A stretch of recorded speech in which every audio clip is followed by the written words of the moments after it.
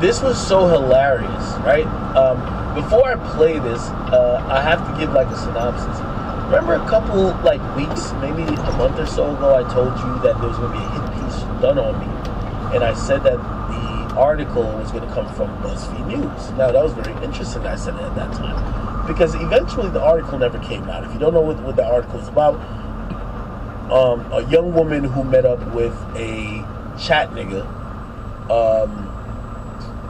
She met up with a chat nigga, a random chat nigga, and the chat nigga was like, "Yo, I fuck with Act," right?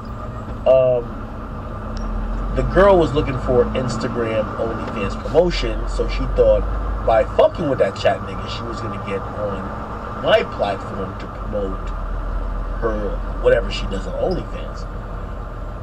Except she just linked with the chat nigga, and when she linked with the nigga, essentially, according to her, she thought that she eventually was gonna see me. She didn't see me.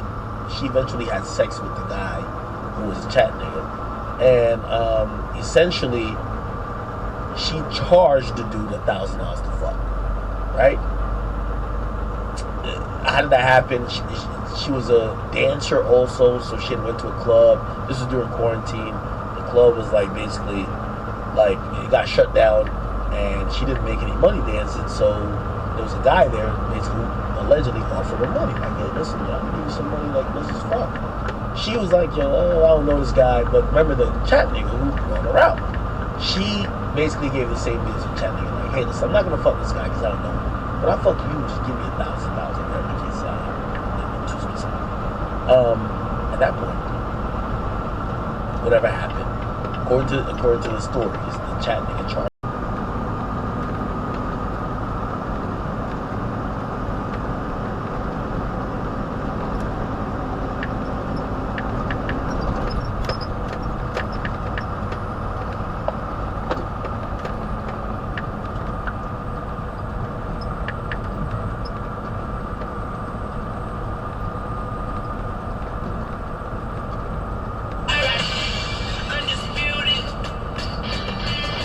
The Warriors change up their starting lineup, rely on that pick and roll, and we got a series. It is tied 1-1.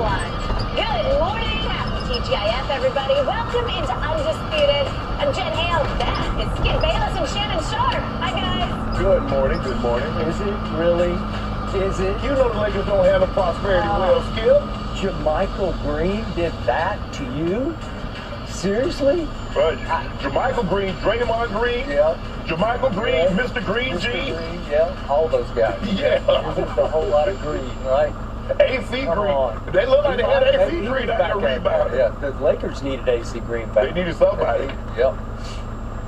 It sure was a dramatic win for the Warriors, guys. Steph is the facilitator, Clay is the spot-up shooter, and the Warriors walk away with a 127-100 win last night. And yes, that evens the series with the Lakers at 1-1. Klay Thompson led the Warriors in scoring, 8 of 11 from 3, after scoring 30 points and grabbing 23 boards in Game 1. The Lakers' Anthony Davis, off night, just 11 points and 7 rebounds yesterday. Shannon, what's the biggest reason the Lakers got blown out? Well, they didn't come with the same intensity. They don't have the prosperity well. They did the same thing against Memphis, but Memphis couldn't shoot the ball like this in the games, and we saw what happened in Game 2, the difference in from Game 1 to Game 2. Skip, this is how you know they weren't aggressive. The Lakers starter shot 3 free throws. How many did Anthony Davis help me out? None. Oh, 0. Interesting. Hold on. No, he shot one. He missed. Yeah. He made it. He made it. Oh, that was big. No, you're talking about LeBron. How many LeBron shoot? None. Austin Reeves, none. D'Lo, none. Jerry Vanderbilt, Bando was 1 or 2. So the starters shot 3 free throws. Skip, that small lineup. You took Kevon Looney out, who gave you 23. Inserted JaMychal Green, 23 rebounds, and they crushed the Lakers on the glass. Crushed. By 15. Ouch. Skip, we can say they made shots, but the Lakers didn't play with the same intensity. AD tried to, he's calling for the ball 20 feet from the basket. Yeah. Get Draymond down on the block and turn around and go on the top of it. But you tried to bang him. Draymond too crafty. He's going to let you bang him twice, and then he's going to punch the ball out. Yeah. That's what he does. But, you know, hey, I don't want to take all the credit away from the Warriors because they shot the ball extremely well, Skip. You nor I thought they could make 21 threes again. They decreased the volume. Yeah. They went from 53 to 42, but kept the same number of makes. That's 50%. They shot 50%. Go ahead. You're going to lose. Yeah. You're just going to lose. Well, Skip, if you let them shoot 50% from the floor, 50% from the three, the thing was surprising is that they were only 10-60, they were only 62% from the free throw line. A team that shoots that well from the three with people guarding them didn't shoot that well from the free throw line with no one guarding. No. But this was a whitewashing. They didn't play any defense. Skip, in the second and third quarter alone, the Lakers gave up 84 points. Now, you tell me who you're going to be if you give up 84 points in 2 quarters. And in all their previous playoff quarters, they hadn't given up 40 once, including the play-in, right? And all of a sudden, they go back-to-back 40-pluses. And they gave up 48 for the second half of Game 1. And they gave up 41 and 43 in Game 2. So they got crushed on the glass. They didn't come out with the same intensity. But, hey, now you get, Skip, it's not so much that, the Warriors going to bounce back. And getting guys like Clay and Wiggins and everybody else good looks. He's so unselfish. 12 assists tonight. He's willing to do whatever it takes to win. Just the way things were clicking. I think Steph was very content just being a more traditional point guard and 20 assists or 20 points and 12 assists. That's a pretty good line for a point guard. Yes, it is. So this is what they do. They've got this reservoir of intelligence and resilience and playoff experience. Sacramento felt like through 3 games. Woo! Sacramento's the better team. Boston last year in the finals through 3 games. Woo! They're the better team. Nobody can change how they play, their lineup, their size, their resilience. This is why they're a dynasty. They've looked dead in multiple series. They looked overmatched in Game 1. And instead of trying to bang at the Lakers' advantage, they got smaller and faster, and the Lakers were utterly overwhelmed and had no answers. In my argument, they played AD too many minutes. All right, and let's go to that. So there's something called game score. It's an analytic in the NBA. It's almost like passer rating in the NFL. And it shows you that when Anthony Davis is great, the Lakers are 5-0. When Anthony Davis is good, they're 5-1. When he's okay, they're a 500 team. These are not LeBron's Lakers. It is official. They are not. This is AD's team. This Laker team last night got a very strong game from LeBron. No turnovers, 10 of 18 shooting, played a lot of minutes, and they got rolled. LeBron's no longer an elite defender. He hangs out by the three-point line. This team is AD's team, and they'll be as good as AD is. When he's great... You said the same thing in the Rumble. I didn't know this guy was showing up. Oh, what a catch by McAfee. Miss.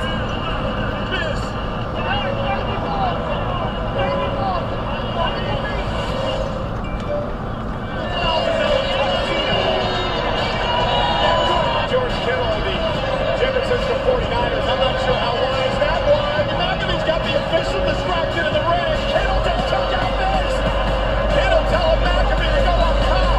McAfee heading up to the top rope. And taking out the boss. This may never win another match. McAfee closing in on another WrestleMania victory.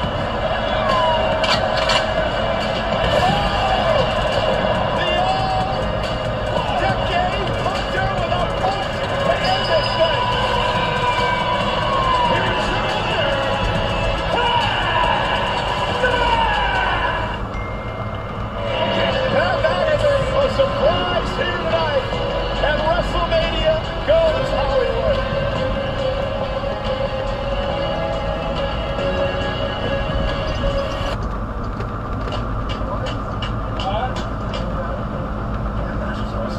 That's so much fun, man. That was a good time.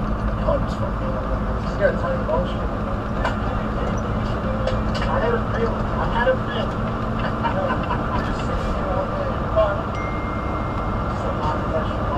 Nobody talking about that. I'm so thankful to be with the WWE. It was a super cool night, a super cool moment, and I'm very thankful for it. 5:30 a.m. Sunday. This day started 6:30 a.m. Saturday. So much cool shit happening between now and then. Joke of an existence. Very thankful for everything. Let's go take a nap.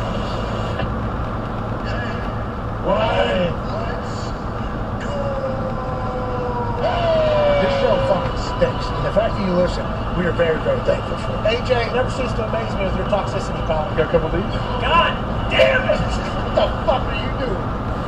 Fuck fucking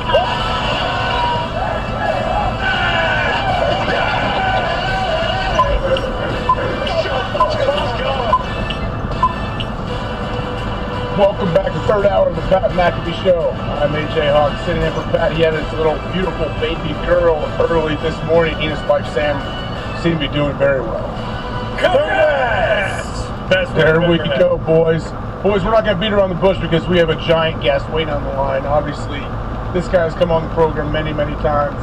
We love having this guy on. Everyone, please welcome Mr. Dana White. What's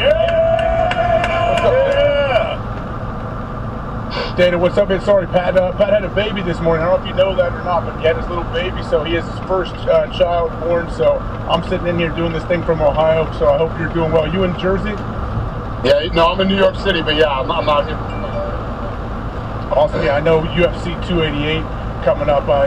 You got to be excited. I guess Jersey, you're in New York City. I know that was a little bit of a task trying to get the UFC MMA into New York back in the day. We don't have to go over that whole situation. You'll be fighting at Prudential Center. What about this card, I guess? There's a lot of different things going on. You got some people that are stepping back into the cage after taking some time off. Obviously, Henry Cejudo at the main event. Is ring rust a thing? Like, what? I know that's like a cliche thing to talk about. What do you think? It's really not. I'm actually a big believer in it, and yeah, we haven't been to Jersey in a while, so it's good to be back. Jersey's where it all started for the UFC and MMA. Larry Hazard, who ran the commission and is still there today, is the guy. He had a background in martial arts and understood the sport, and got us in, and we did our first event there. And that was how my relationship with Trump started over at the Taj Mahal, and it's good to be back. And yes, it's good to have Cejudo back. I am a believer in ring rust, and I think it's what makes this fight really interesting. When Cejudo walked away, there was no doubt that he was an absolute beast and dominated, that division. And now he's coming back and taking on Aljamain Sterling, who is the champ. Yeah, it is. With Cejudo, like during his retirement, I know he's been off, 3 years now. Did you know the whole time, like, hey, we could probably get this dude back? Or was this something that came on recently? No, when people retire, I leave them alone and let them do their thing. I didn't expect them to come back. But, here we are. Here we are. Now, another guy, Gilbert Burns, he is not taking some time off. This dude is not even a month out from his fight with Jorge Masvidal on the co-main event. I know he's fighting Bilal Muhammad. How does that happen? How do you make such a quick turnaround? Well, he didn't take any damage to that fight, some of these guys fight 3 times a year. Some guys fight 4 or 5 times a year. He wanted to stay active. He wanted to fight, and we got a fun co-main event. That's a fun fight. Gilbert Burns is he comes out and never rests. He just goes balls to the wall. His style of fighting. Bilal Muhammad is durable, tough, gritty, and wants a title shot. So that should be an unbelievable co-main event. Oh, absolutely. I'm sure the people there in Jersey, like you said, you got your start in Jersey. What's the energy like? I know when you came on before, you talked about how awesome Miami was and how everyone was so excited. Does Jersey have a similar feel? Well, we haven't been here in a long time. The arena's sold out. There's going to be 17,000 people there on Saturday night, and it's always exciting at the UFC events. So it should be fun. It is. Hey, Boston Connor has a quick question for you. Connor, you can go. Yeah, Dana, there was an interview, I believe, recently with Michael Chandler, and he kind of mentioned how it would be a stain on McGregor's legacy if he didn't show up to the fight. Is that even a thought right now? And also, when are you expecting that one? During the summer? Yeah, I don't know. Obviously, that season of The Ultimate Fighter is going to air. It's coming up soon on ESPN. And hopefully we can do that fight before the end of the year. Tone Diggs, you got one? Yeah, Dana, I mean, let's talk about the elephant in the room. You are properly jacked right now. You've talked about it on this show. And you talked about your guy, Gary Brecka. So it motivated me to actually reach out, and I reached out. I'm going to do the test. I'm going to do the blood test. Do we have to work out, too, or do we just get properly jacked by whatever Gary tells us to do? Good for you, brother. I'm happy for you. I'm telling you right now, it'll be life-changing for you. So my sister and I are complete opposites. And, you know, I got her the blood work done, and she doesn't like to work out. I work out every day. She doesn't like to work out. And one of the things that she said she loves about Gary Brecka and what he does is it's science. It's not some guy telling you, oh, you got to do 45 minutes of cardio, you got to do this, you got to do that. And the other thing that's incredible about it is you notice a difference in 10 weeks. In 10 weeks, your life will begin to change. And I promise you, I can't wait to see your results and you to tell me how you feel. I'm excited. I'll keep up with you, Dana. Hell yeah.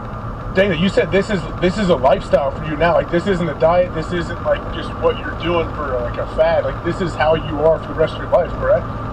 Yeah, I literally woke up this morning. We flew in last night from Vegas and landed here at like 12:31 in the morning in New York.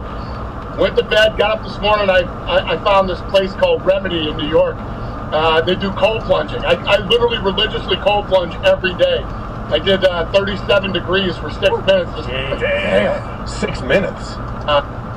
And yeah, it's literally life changing. It's incredible, especially as you start to get older. I'm 53 now, and inflammation is basically what ends up killing us.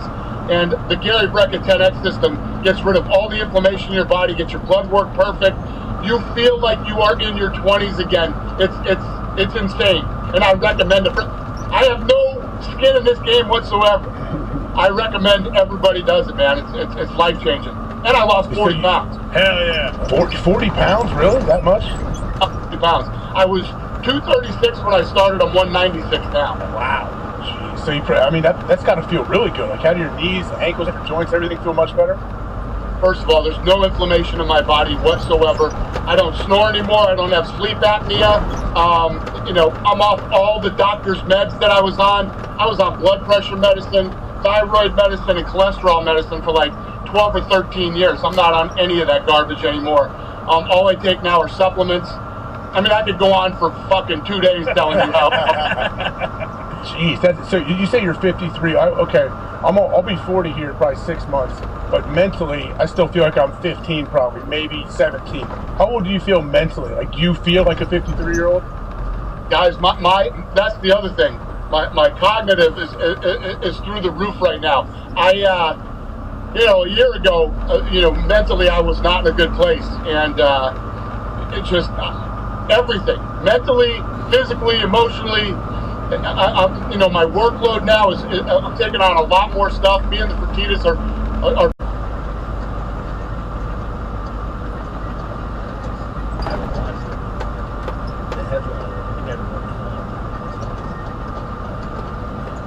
So,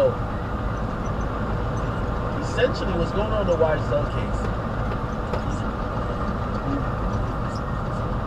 We'll see what that is. All right. By the way, I think Timberland recently. Let me see if I can Google it. Timberland was pretty much like kind of showcasing like, is it this? Here we go. All right, so I'm sitting here with my brother Creative Now, and we know that there's a lot of talk about AI. We know how the feelings of violating certain things, but let me tell you something. I got a solution. I got a solution. I'm working on it. It's going to be beneficial to everybody, but in the meantime, I got to share something I've been working on because I always wanted to do this and I never got a chance to. I always wanted to work with big and I never got a chance to. Until today, it came out right. Play. keep it to the OT. Roll my city, fuck around and get your big seats. Got her in my car, she won't be my big sneeze. Look up, cheese, it ain't obvious in me.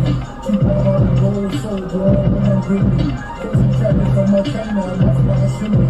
Got the driver jumping fast, I got her in the drink. I met her with a gift, she said it's gonna give me. If you want to fuck, I gotta keep it shimmy. She had a green down in my Nixon.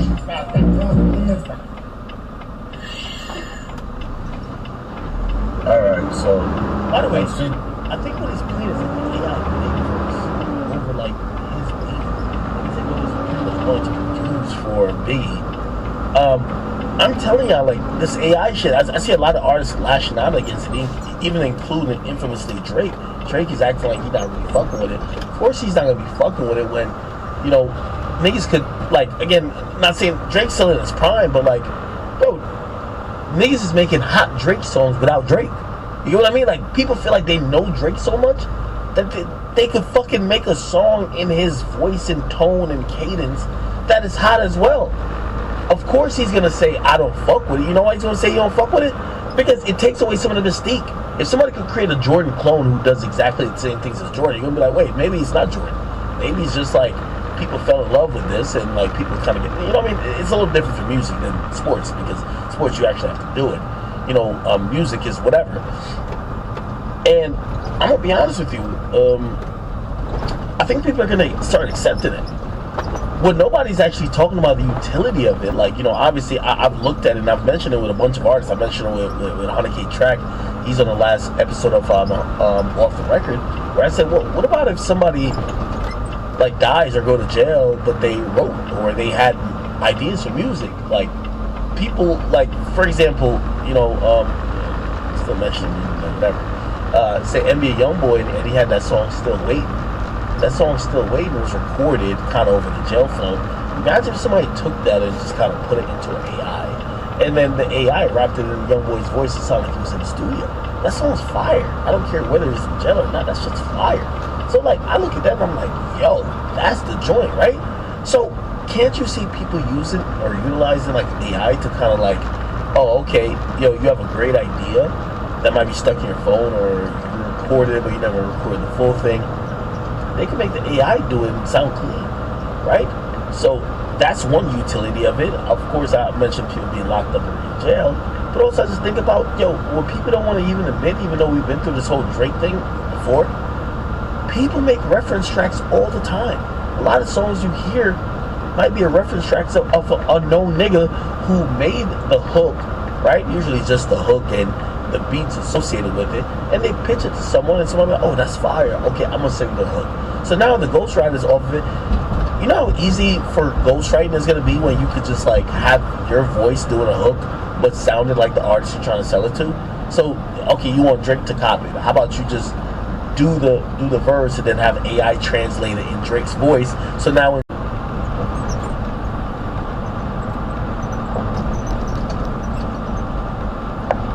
Isaiah's helping me decorate. This is his old decorations I saved. It looks a little messy right now, but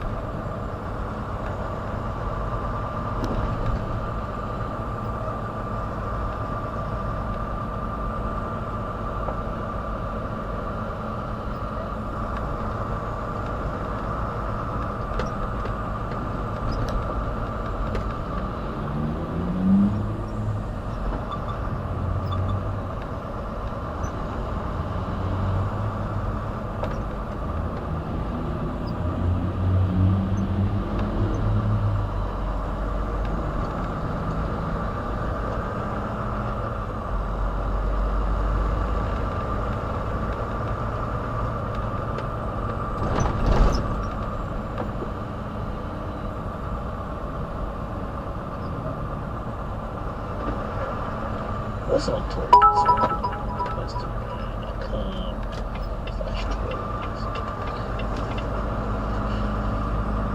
What is this? Another audio? No, it's not.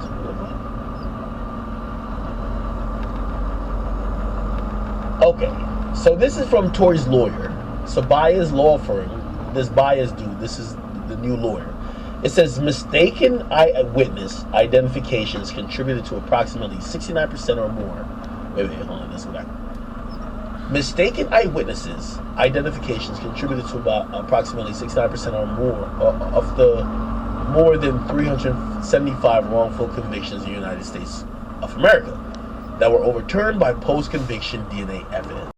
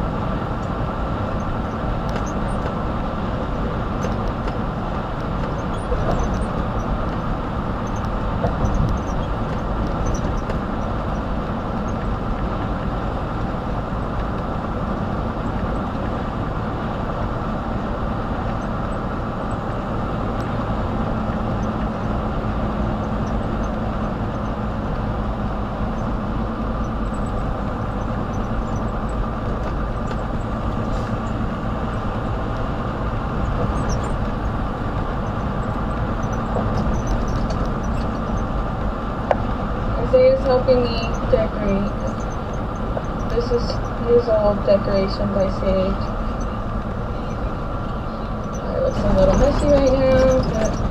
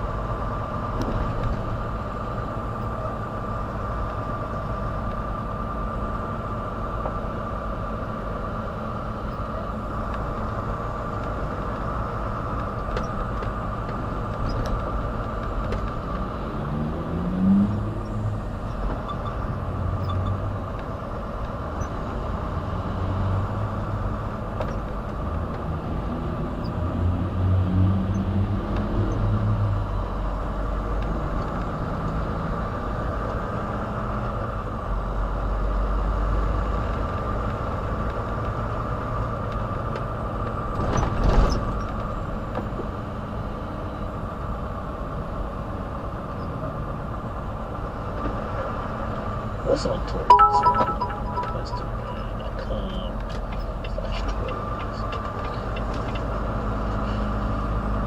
What is it? Is another audio? No, it's not.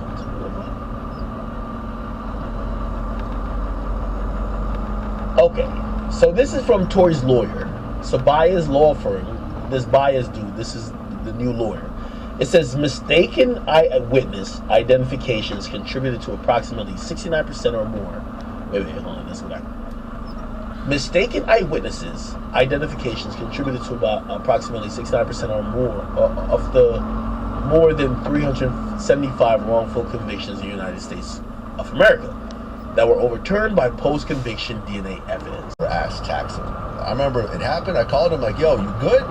He said, "Yeah, I'm fine. Cool. I'm gonna speak to you about this. I'm never gonna, discuss it. I don't want to know.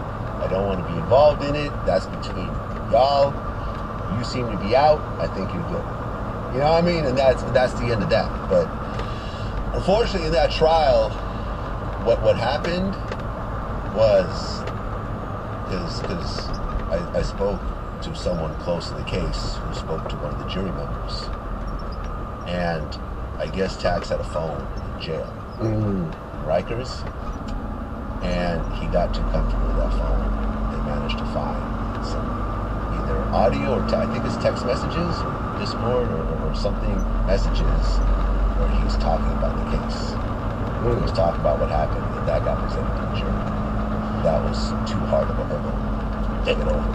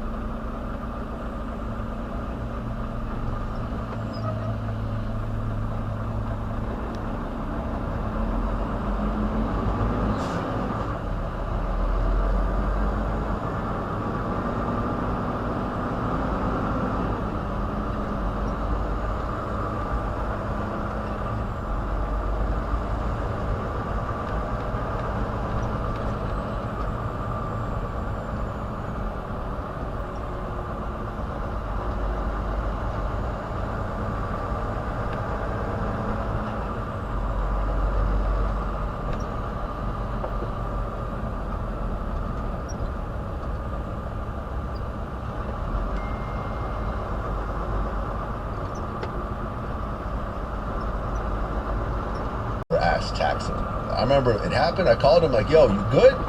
He said, yeah, I'm fine. Cool. I'm going to speak to you about this. I'm never going to, discuss it. I don't want to know. I don't want to be involved in it. That's between y'all. You seem to be out. I think you're good. You know what I mean? And that's the end of that. But unfortunately, in that trial, what happened was because I spoke to someone close to the case who spoke to one of the jury members, and I guess Tax had a phone in jail in Rikers, and he got too comfortable with that phone. They managed to find some either audio or I think it's text messages or Discord or something messages where he was talking about the case. He was talking about what happened, and that got presented to the jury. That was too hard of a hurdle to get over.